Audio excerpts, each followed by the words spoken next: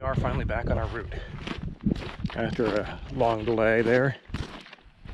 I think the odds of me crossing the river a second time today are rapidly dropping. Now I'm rooting for getting back to a stretch of the river that has easily accessible water, so I don't have to climb through the reed forest just to get a drink. Our imposing towers in this canyon, continuing through this labyrinth. It looks like there's going to be some way to get through on the left.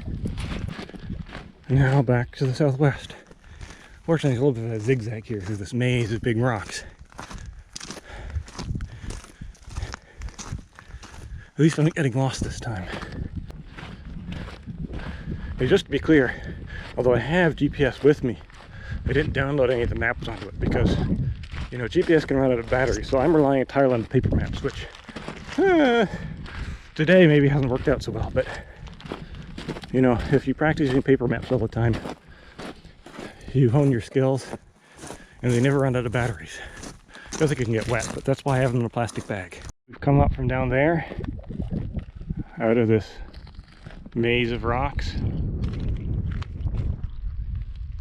and we're continuing off that way until where the Colorado River bends back around. Okay, well, I'm coming out of my last little rocky canyon for a bit, and now I mostly have a walk across a flat plain with these thorn trees in it.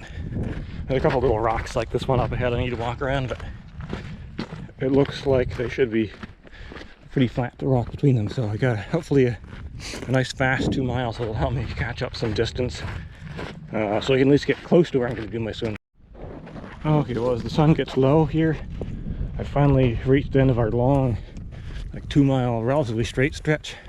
I'm turning down this canyon. Well, on the plus side, it's gotten to be that kind of time of day when the shadows are long and beautiful. On the negative side, I still have a couple miles to go, and one of the things I need to do in that time is find water, because I got about 1/3 of a liter in this, and I think I have about as much more in one of my water bags. So I mean, I won't expire by morning time. I'm sure I could make it to the river for my morning swim without any additional water, but it wouldn't be pleasant. I don't like being dehydrated even a little bit. So there's that. You can see the sun is set now. Clouds are got some nice colors in them now that we can see that direction again. Some impressive mountains on the skyline. We just hit that point where all of a sudden it feels like everything got darker. The good news is I'm now less than a mile from at least a place where I can get water. And then after that, I'll contemplate making an additional trip to the edge of the Trigo Wilderness where I can legally camp.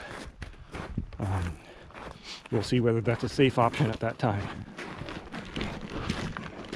Okay, well, at least I'm on my final downhill stretch to the water point.